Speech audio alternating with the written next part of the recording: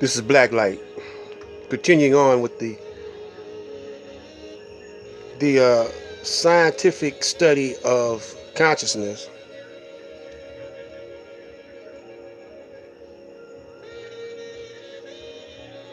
So the gist of my intro was to show that the black man and black woman in the 1930s were in a hellified position.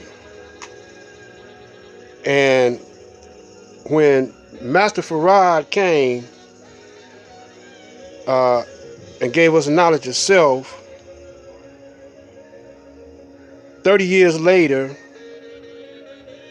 the Nation of Islam had a multi-million-dollar operation, and employed thousands of black people. They had mosques or temples in several cities throughout the United States, and had a publication called Elijah Muhammad Speaks, which was the number one source of truthful information to the black man and black woman. So here we are today in 2018, and the nation has took a lot of hits, and it failed, and it started building itself back up. And I got to say, through Minister Farrakhan, he brought the nation back in the limelight of the planet. As I was saying, no one is perfect. We all have our weaknesses, and certainly Mr. Farrakhan has his. But if you was to give him a grade, I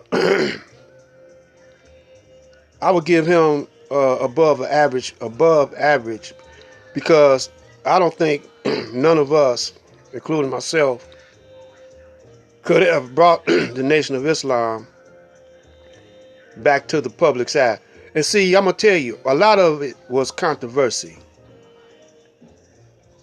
A lot of his news making was controversy between him and Jesse Jackson, between him and Malcolm, and so forth. It was a lot of controversy, and he had to go back and defend some of what some of what the people were saying about Elijah and Master Farad. But I'm gonna tell y'all something. You got to use common sense on this stuff. I mean, that the government or the white establishment or the Caucasian establishment never did do any good for black people. Never. And they're not gonna give us reparations. And that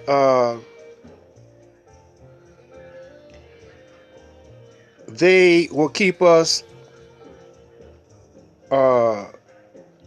in debt, even though we don't supposed to be in debt. We shouldn't even have no debt. So he recruit, blacks in jail. And later on, I'll go into detail on how I know this. But I want to get to the main subject to tell y'all that we got enough people with knowledge of self to start building on.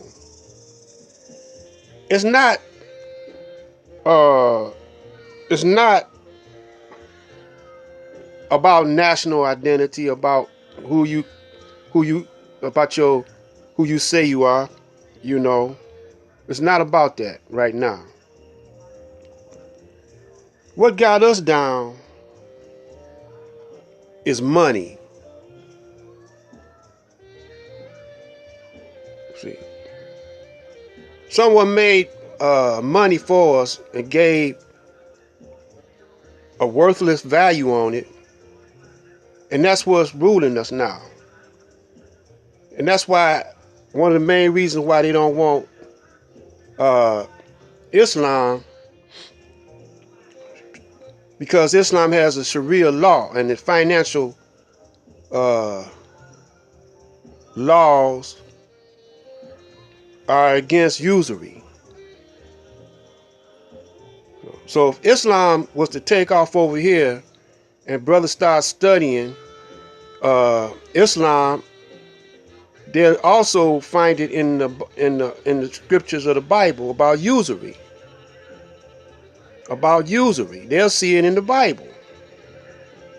I'm not going to, look it up for you. You got to look it up yourself. And you got to get the Quran and you got to start studying, see? But Islamic financial system or commerce system don't use interest, late fees, and all that stuff. You can't make money out of thin air. And this is written in the spiritual laws of Islam. And so if it was to come over here and take off over here in America and people start reading about usury and debt and adopt that system of not using this financial system or currency. See, this currency right here, this debt or financial system right here, is created by the Jews, and the Jews hated Jesus, and they hate Muslims, because when you break it down, Muslims are the real Christians, you see, and the real Jews, and the real every kind of spiritual system it is. The black man invented it. So money is what turns us on each other, against each other. You see? Because we don't know the real truth about the Federal Reserve and the money, and we don't want to know.